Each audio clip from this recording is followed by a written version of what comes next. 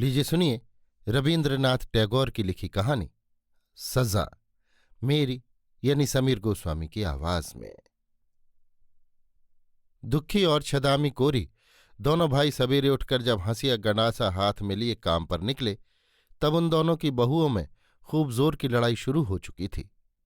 मोहल्ले वाले प्रकृति की और नाना प्रकार की खटपट और कलरवों की भांति इस घर के कलह और उससे पैदा हुए शोरगुल के आदी हो गए थे। जोर की चीख चिल्लाहट और नारी कंठ की गाली गलौज कान में पड़ते ही लोग आपस में कहने लगते, लो हो गया शुरू। अर्थात जैसी की आशा थी आज भी उस स्वाभाविक नियम में कोई फर्क नहीं पड़ा। सवेरा होते ही पूरब में सूरज निकलने पर जैसे कोई उसका कारण नहीं पूछता, ठीक वैसे ही कोरियों के इस घर में जब दोनों बहुओं में तकरार और गाली गलौज शुरू हो जाती तो फिर उसका कारण जानने के लिए मोहल्ले के किसी को भी रत्ती भर कुतूहल नहीं होता। हाँ, इतना जरूर है कि ये कलह आंदोलन पड़ोसियों की अपेक्षा दोनों पतियों को ज्यादा परेशान करता है, किंतु फिर भी वे उसे किसी खास दिक्कत में नहीं गिनते। उनके मन का भाव ऐसा है मानो दोनों भाई संसार यात्रा का लंबा सफर किसी इक्के में बैठकर तय कर रहे हैं और उसके दोनों बिना कमानी के पहियों से लगातार घड़-घड़ खड़-खड़ शब्द को उन्होंने जीवन रथ यात्रा के विधि विहित नियमों में शामिल कर लिया है। बल्कि घर में जिस रोज कोई शोरगुल नहीं होता, चारों ओर सन्नाटा सा रहता है, उस दिन कब क्या आफत आ खड़ी हो कोई कुछ अंदाजा लगाकर नहीं कह सकता। हमारी कहानी की घटना जिस दिन से शुरू होती है उस दिन शाम को दोनों भाई मेहनत मजूरी करके हारे थके जब घर लौटे तो देखा कि घर में सन्नाटा छाया हुआ है। बाहर भी काफी उमस है। दोपहर को एक बार खूब जोर से पानी बरस चुका है और अब भी बादल घुमड़ रहे हैं। हवा का नामो निशान तक नहीं। वर्षा से घर के चारों तरफ का जंगल और घास पौधे वगैरह बहुत बढ़ गए हैं। वहां से और पानी में डूबे हुए पटसन के खेत से एक तरह की घनी बदबूदार भाप सी निकल रही है और उसने चारों तरफ मानो एक निश्चल चहार दीवारी सी खड़ी कर दी है। गुहाल के बगल वाली छोटी सी तलैया में मेंढक टर्र टर्र कर रहे हैं और संध्या का निस्तब्ध आकाश मानो झींगरों की झनकार से बिल्कुल भरसा गया है। पास ही बरसात की पद्मा नदी नवीन मेघों से आच्छन्न होकर अत्यंत स्थिर और भयंकर रूप धारण करके स्वच्छंदता से बह रही है। अधिकांश खेतों को नष्ट करके वो बस्ती के करीब तक आ पहुंची है। यहां तक कि उसने आसपास के 2-4 आम कटहर के पेड़ तक उखाड़कर गिरा दिए हैं और उनकी जड़ें पानी से बाहर दिख रही हैं, मानो वे अपनी मुट्ठी की उंगलियों को आकाश में फैलाकर किसी आखिरी सहारे को पकड़ने की कोशिश कर रही हों। दुखी और छदामी उस दिन गांव के जमींदार के यहां बेगार खटने गए थे। उस पार की रेती पर धान पक गए हैं। बरसात के पानी में डूब जाने के पहले ही धान काट लेने के लिए देश के गरीब किसान और मजदूर सब कोई अपने अपने खेत के काम या पटसन काटने में लग गए हैं। सिर्फ इन दोनों भाइयों को जमींदार के आदमी जबरदस्ती बेगारी में पकड़ ले गए थे। जमींदार की कचहरी के छप्पर में से जगह जगह पानी चू रहा था। उसकी मरम्मत के लिए और कुछ टट्टियां बनाने के लिए वे दिन भर कड़ी मेहनत करते रहे हैं।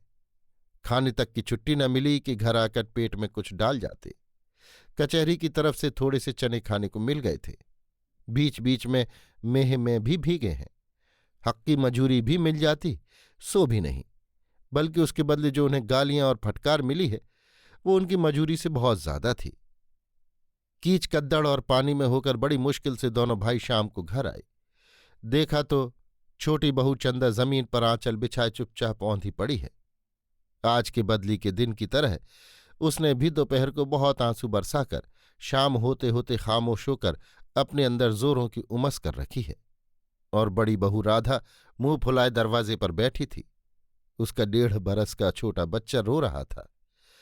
अब दोनों भाइयों ने जब घर में पैर रखा तो देखा कि बच्चा नंग धड़ंग आंगन के एक तरफ चित्त पड़ा सो रहा है। भूखे दुखी ने आते के साथ ही कहा, चल उठ, परोस खाने को। बड़ी बहू एक साथ जोर से गरज उठी, मानो बारूद के बोरे में चिंगारी पड़ गई हो। बोली, खाने को है कहाँ जो परोस दूं? चावल तू दे गया था, मैं क्या आप ही कहीं जाकर रोजगार कर लाती? सारे दिन की थकावट और डांट फटकार सहने के बाद अन्नहीन निरानंद अंधेरे घर में जलती हुई शुद्धाग्नि पर स्त्री के रूखे वचन, खासकर अंतिम वाक्य का छिपा हुआ कुत्सित श्लेष दुखी को सहसा न जाने कैसे बिल्कुल ही असह्य हो उठा। क्रोधित व्याघ्र की तरह वो रुद्ध गंभीर गर्जन के साथ बोला, क्या कहा? और उसी दम उसने हंसिया उठाकर स्त्री के सिर पर जमा दिया। राधा अपनी देवरानी के पास जाकर गिर पड़ी और पड़ते के साथ ही मर गई। चंदा के कपड़े खून से सराबोर हो गए। वो हाय अम्मा क्या हो गया कहकर चिल्ला उठी। छदामी ने आकर उसका मुंह दाब दिया। दुखी हंसिया फेंक कर गाल पर हाथ रख के भौचक्के की तरह जमीन पर बैठ गया। लड़का जग गया और डर के मारे चिल्ला चिल्ला कर रोने लगा। बाहर तब पूरी शांति थी। अहीरों के लड़के गाय भैंस चलाकर गांव को लौट रहे थे। उस पार की रेती पर जो लोग पके धान काटने गए थे, उनमें से 5-5, 7-7 जने एक एक छोटी सी नाव पर बैठकर इस पार आकर दिन भर की मेहनत मजूरी में 2-4 पूला धान सिर पर लादे लगभग सभी कोई अपने अपने घर आ पहुंचे हैं।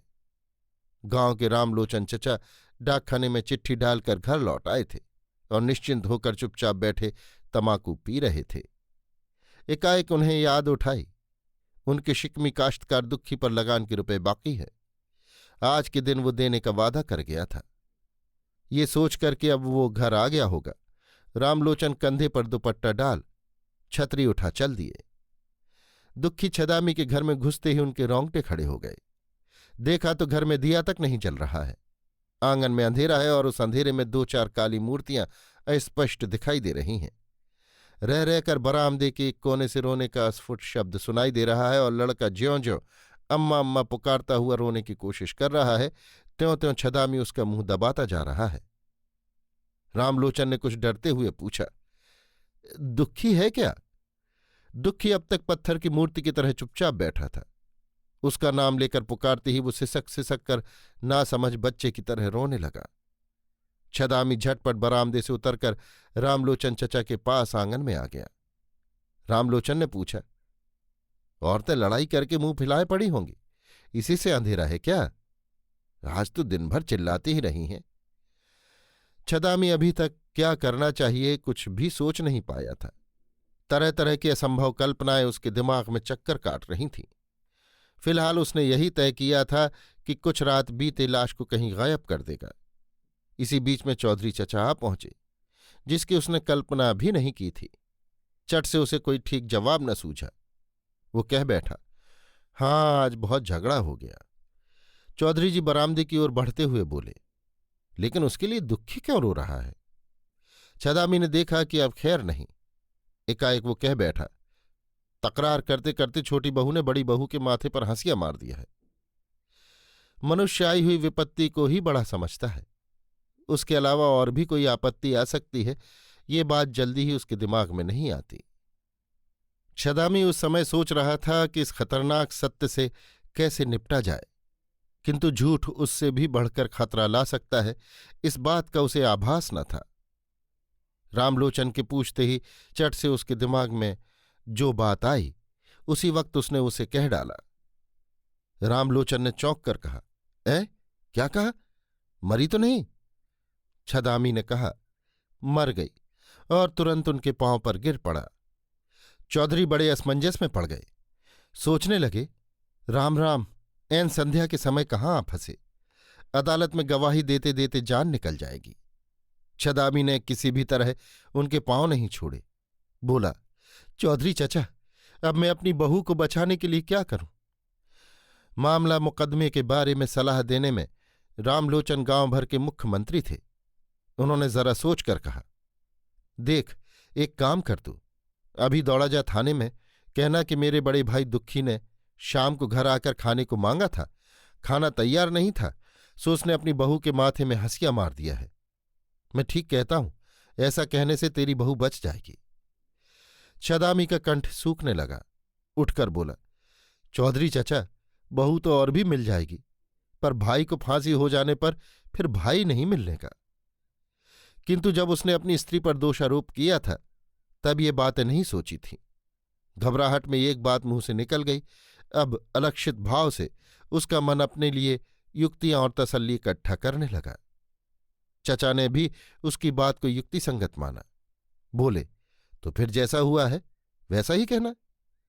सब तरफ से तो बचाव होना मुश्किल बात है। इतना कहकर रामलोचन वहां से चल दिए और देखते देखते सारे गांव में हल्ला हो गया कि कोरियों के घर की चंदा ने लड़ते लड़ते गुस्से में आकर अपनी जेठानी जी के माथे में हंसिया दे मारा है। बांध टूटने पर जैसे बाढ़ आती है, वैसे ही गांव में पुलिस आ धमकी। अपराधी और निरपराधी सभी कोई बहुत घबरा उठे। छदामी ने सोचा कि जो रास्ता बना लिया है उसी पर चलना ठीक होगा।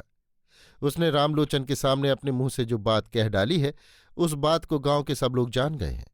अब अगर दूसरी कोई बात कही जाए तो न जाने उसका क्या नतीजा निकले, क्या से क्या हो जाए। उसकी अकल चकरा गई। उसने समझ लिया कि किसी तरह अपने वचनों की रक्षा करते हुए उसमें और भी दो चार बातें जोड़ जाड़ कर बहू को भले ही बचाया जा सकता है, और कोई रास्ता नहीं। छदामी ने अपनी बहू चंदा से अनुरोध किया कि वो कसूर अपने ऊपर ले। सुनते ही उस पर मानो बिजली सी गड़ गई।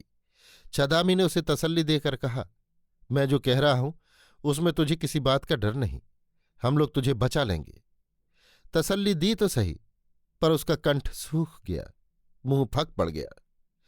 चंदा की उम्र 17-18 साल से ज्यादा न होगी।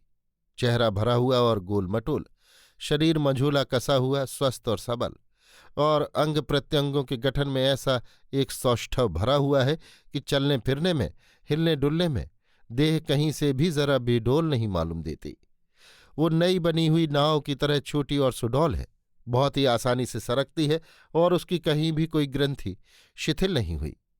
संसार के सभी विषयों में उसके अंदर एक तरह का कुतूहल है।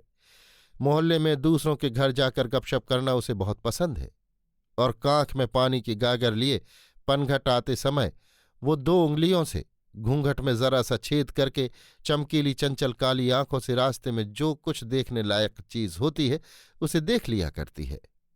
बड़ी बहू ठीक इससे उल्टी थी, बहुत ही आलसिन, फूहड़ और बेशऊर। सिर का कपड़ा गोद का लड़का, घर का काम कुछ भी उससे न संभलता था। हाथ में ना तो कोई खास कामकाज होता और न फुर्सत। छोटी बहू उससे ज्यादा कुछ कहती सुनती न थी। हाँ, मीठे स्वर में 2-1 पैने दांत गड़ा देती और हाय हाय हो कह के गुस्से में बकती झकती रहती, और इस तरह मोहल्ले भर की नाक में दम करती रहती। पर इन 2 दंपत्तियों में भी स्वभाव की आश्चर्यजनक एकता थी। दुखी देह में कुछ लंबा चौड़ा हट्टा कट्टा है, चौड़ी हड़िया सी भद्दी नाक, आंखें ऐसी कि मानो इस दुनिया को वे अच्छी तरह समझती ही नहीं, और न उससे किसी तरह का सवाल ही करना चाहती हैं। ऐसा भोला भाला किंतु खतरनाक, ऐसा सबल किंतु निरीह आदमी विरला ही मिलेगा। और छदामी तो ऐसा लगता है जैसे किसी चमकीले काले पत्थर को बड़ी मेहनत से कौंद कर मूर्ति बनाई गई हो।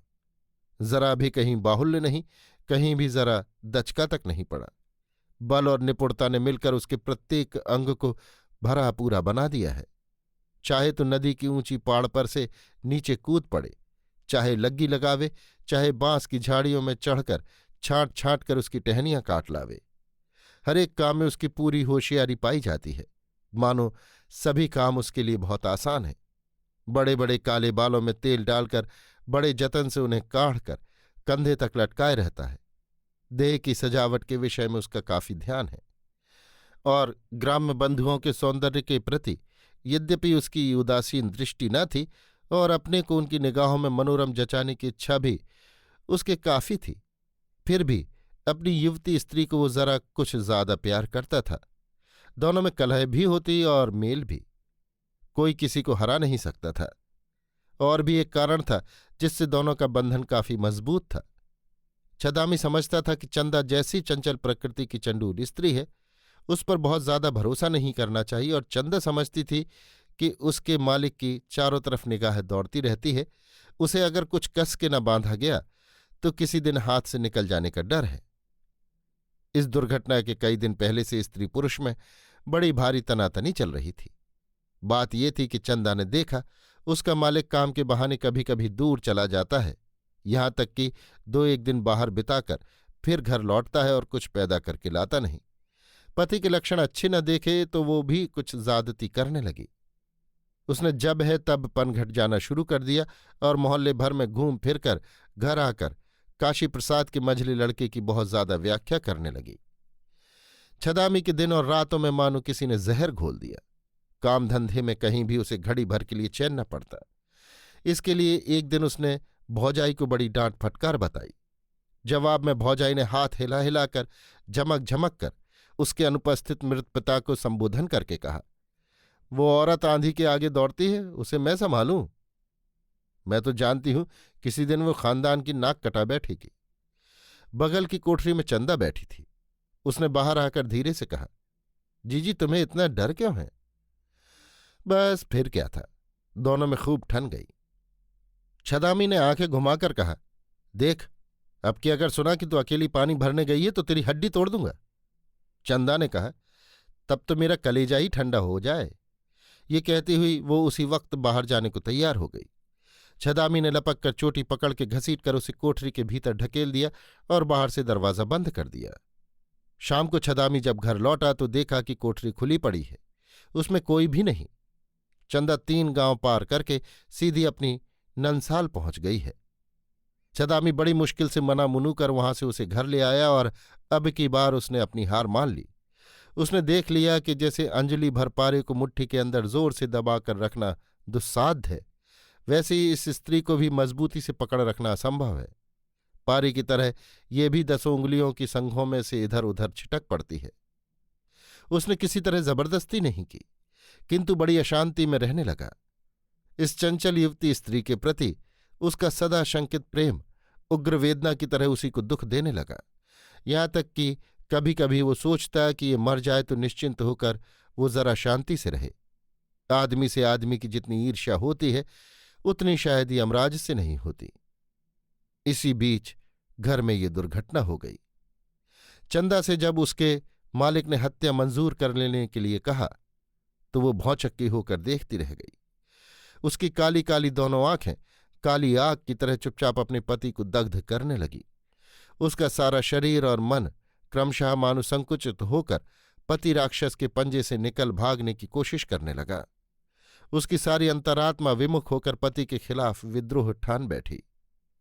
छदामी ने बहुत तसल्ली दी कि तेरे डरने की कोई बात नहीं।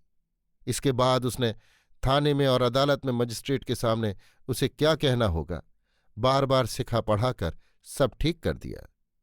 मगर चंदा ने उसकी लंबी लंबी बातें कुछ भी नहीं सुनी। पत्थर की मूर्ति की तरह वो चुपचाप बैठी रही। सभी कामों में दुखी छदामी के भरोसे रहता है। छदामी ने जब उससे चंदा पर सारा दोष मढ़ने की बात कही तो उसने कहा, फिर बहू का क्या होगा? छदामी ने कहा, उसे मैं बचा लूंगा। भाई की बात सुनकर हट्टा कट्टा दुखी निश्चिंत हो गया। छदामी ने अपनी बहू को सिखा दिया था कि तू कहना जेठानी मुझे हंसिया लेकर मारने आई थी, सो मैं भी उसे हंसिया उठाकर रोकने लगी। सुना जाने कैसे अचानक लग गई। ये सब बातें रामलोचन की बनाई हुई थी।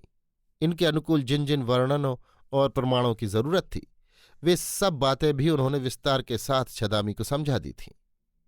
पुलिस आकर जोरों से तहकीकात करने लगी। लगभग सभी गांव वालों के मन में ये बात तह तक बैठ गई थी कि चंदा ने ही जेठानी की हत्या की है, और प्रायः सभी गांव वालों के बयानों से ऐसा ही साबित हुआ। पुलिस की तरफ से चंदा से जब पूछा गया तो चंदा ने कहा, हाँ मैंने ही खून किया है। क्यों खून किया? मुझे वो सुहाती नहीं थी। कोई झगड़ा हुआ था? नहीं। वो तुम्हें पहले मारने आई थी? नहीं। तुम पर किसी तरह का जुल्म किया था? नहीं। इस तरह का जवाब सुनकर सब दंग रह गए। छदामी एकदम घबरा गया। बोला, ये ठीक नहीं कह रही है। पहले बड़ी बहू। दारोगा ने बड़े जोर से डांट कर उसे चुप करा दिया। अंत तक बार बार नियमानुसार जिरह करने पर भी वही एक ही तरह का जवाब मिला। बड़ी बहू की तरफ से किसी तरह का हमला होना चंदा ने किसी भी तरह मंजूर नहीं किया तो नहीं ही किया। ऐसी अपनी जिद की पक्की औरत शायद ही कहीं देखने में आती हो। एक रुख से जी जान से कोशिश करके फांसी के तख्ते की तरफ झुकी जा रही है। किसी भी तरह रोके नहीं रुकती।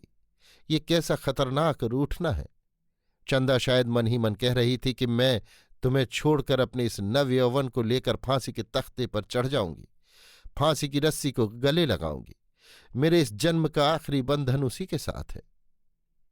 बंदनी होकर चंदा एक भोली भाली छोटी सी चंचल कुतूहल प्रिय ग्राम में वधू चिरपरिचित गांव के रास्ते से, जगन्नाथ जी के मंदिर के सामने से, बीच बाजार से घाट के किनारे से, मजुमदारों के घर के सामने से, डाकखाना और स्कूल के बगल से, सभी परिचित लोगों की आंखों के सामने से कलंक की छाप लेकर हमेशा के लिए घर छोड़कर चली गई। लड़कों का एक झुंड पीछे पीछे चला जा रहा था और गांव की औरतें, उसकी सखी सहेलियां, कोई घूंघट की सेंध में से, कोई दरवाजे के बगल से और कोई पेड़ की ओट में खड़ी होकर सिपाहियों से घिरी चंदा को जाती देख लज्जा से, घृणा से, डर से रोमांचित हो उठी। डिप्टी मजिस्ट्रेट के सामने भी चंदा ने अपना ही कसूर कबूल किया और दुर्घटना से पहले बड़ी बहू ने उस पर किसी तरह की ज्यादती या जुल्म किया था, ये बात उसके मुंह से किसी भी तरह निकली ही नहीं। पर छदामी उस दिन गवाही के कटघरे में पहुंचते ही रो दिया और हाथ जोड़कर बोला, दुहाई है हुजूर, मेरी बहू का कोई कसूर नहीं। हाकिम ने धमकाकर उसके उच्छ्वास को रोककर उससे सवाल करना शुरू कर दिया। उसने एक एक करके सारी की सारी कथा वारदात कह सुनाई, किंतु हाकिम ने उसकी बात पर विश्वास नहीं किया। कारण मुख्य विश्वस्त और शरीफ गवाह रामलोचन ने कहा, खून होने के थोड़ी देर बाद मैं घटनास्थल पर पहुंचा था। गवाह छदामी ने मेरे सामने सब कबूल करके मेरे पैरों पर गिरकर कहा था कि बहू को किस तरह बचाऊं, कोई रास्ता बताइए। मैंने भला बुरा कुछ भी नहीं कहा। गवाह ने मुझसे कहा कि मैं अगर कहूं कि मेरे बड़े भाई ने खाने को मांगा था सो उसने दिया नहीं, इस पर गुस्से में आकर भाई ने स्त्री को मार डाला तो ये बच जाएगी। मैंने कहा, खबरदार हरामजादे, अदालत में एक हरफ भी झूठ न बोलना, इससे बढ़कर महापाप और नहीं है, इत्यादि इत्यादि। रामलोचन ने पहले चंदा को बचाने के लिए बहुत सी बातें गढ़ डाली थी, किंतु जब देखा कि चंदा खुद ही अड़कर फंस रही है तब सोचा कि अरे बाप रे, अंत में कहीं मुझे ही झूठी गवाही के जुर्म में न पड़ना पड़े। इससे जितना जानता हूं उतना ही कहना अच्छा। ये सोचकर उन्होंने उतना ही कहा, बल्कि उससे भी कुछ ज्यादा कहने में कसर न रखी। डिप्टी मजिस्ट्रेट ने मामला सेशन सुपुर्द कर दिया।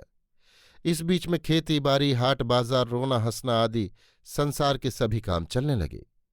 पहले की तरह फिर हरे धान में खेतों की सावन की वर्षाधारा झरने लगी। पुलिस मुलजिम और गवाहों को लेकर सेशन जज की अदालत में हाजिर हुई। इजलास में बहुत से लोग अपने अपने मुकदमे की पेशी के इंतजार में बैठे हैं। रसोई घर के पीछे की एक छोटी सी गंदी तलैया के कुछ हिस्से को लेकर एक मामला चल रहा है, जिसकी पैरवी के लिए कलकत्ते से वकील बुलाए गए हैं और फरियादी की तरफ से 39 गवाह हाजिर हुए हैं। सब अपने अपने हक हिसाब की कौड़ी कौड़ी, रत्ती रत्ती बाल की खाल निकालने वाला फैसला कराने के लिए व्याकुल होकर दौड़े आए हैं। उनकी धारणा है कि फिलहाल उनके लिए इससे बढ़कर संसार में और कोई जरूरी काम नहीं है। छदामी खिड़की में से रोजमर्रा की इस अत्यंत आकुल व्याकुल दुनिया की तरफ एकटक देख रहा है। सब कुछ उसे सपना सा मालूम होता है। अदालत के अहाते के भीतर के वट वृक्ष पर से एक कोयल बोल रही है। उनके यहां किसी तरह का आईन, कानून और अदालत नहीं है। चंदा ने जज के सामने झुंझलाकर कहा, अरे हुजूर साहब, अब एक ही बात को बार बार कितनी बार बताऊं? जज ने उसे समझाकर कहा, तुम जिस कसूर को मंजूर कर रही हो उसकी सजा क्या है जानती हो? चंदा ने कहा, नहीं। जज ने कहा, उसकी सजा है फांसी, मौत। चंदा ने कहा, हुजूर साहब, मैं तुम्हारे पैरों पड़ती हूं, मुझे तुम वही सजा दे दो, मुझसे अब सहा नहीं जाता। जब छदामी को अदालत में पेश किया गया तो चंदा ने उसकी तरफ से मुंह फेर लिया। जज ने कहा, गवाह की तरफ देखकर बताओ, ये तुम्हारा कौन लगता है? चंदा ने दोनों हाथ से अपना मुंह ढककर कहा, ये मेरा मालिक लगता है। जज ने पूछा, तुम्हें ये चाहता है? चंदा ने जवाब दिया, उफ, बहुत ज्यादा चाहता है कि। जज ने पूछा, तुम इसे नहीं चाहती? चंदा ने जवाब दिया, बहुत ही ज्यादा चाहती हूं कि। छदामी से जब पूछा गया तो उसने कहा, मैंने खून किया है। जज ने पूछा, क्यों? छदामी ने कहा, खाने को मांगा था सो उसने दिया नहीं। दुखी गवाही देने आया तो मूर्छित हो गया। होश आने पर उसने जवाब दिया, हुजूर साहब, खून मैंने किया है। क्यों? खाने को मांगा था सो उसने दिया नहीं था। बहुत जिरह करके तथा और गवाहों का बयान सुनकर जज साहब ने साफ साफ समझ लिया कि घर की बहू को फांसी की बेइज्जती से बचाने के लिए ही दोनों भाई कसूर मंजूर कर रहे हैं। किंतु चंदा थाने से लेकर सेशन अदालत तक बराबर एक ही बात कहती आ रही है। उसकी बात में जरा भी कहीं फर्क नहीं पड़ा। दो वकीलों ने स्वतः प्रवृत्त होकर उसे फांसी से बचाने के लिए बहुत कुछ कोशिश की, लेकिन अंत में उन्हें हार माननी पड़ी। जिस दिन जरा सी उम्र में एक काली काली छोटी मोटी लड़की अपना गोल मटोल मुंह लिए गुड्डा गुड़ियां फेंक कर अपना बाप महतारी का घर छोड़कर ससुराल आई थी, उस दिन रात को शुभ लग्न के समय आज के इस दिन की कौन कल्पना कर सकता था। उसका बाप मरते समय ये कहकर निश्चिंत हुआ था कि खैर कुछ भी हो, मेरी लड़की तो ठीक ठिकाने लग गई। जेल खाने में फांसी के पहले मेहरबान सिविल सर्जन साहब ने चंदा से पूछा, किसी को देखने की मन में है? चंदा ने कहा, एक बार अपनी मां को देखना चाहती हूं। डॉक्टर ने कहा, तुम्हारा मालिक तुम्हें देखना चाहता है, उसे बुलवा लिया जाए। चंदा बोली, मौत भी ना आई। अभी आप सुन रहे थे रविन्द्रनाथ टैगोर की लिखी कहानी सजा, मेरी यानी समीर गोस्वामी की आवाज में।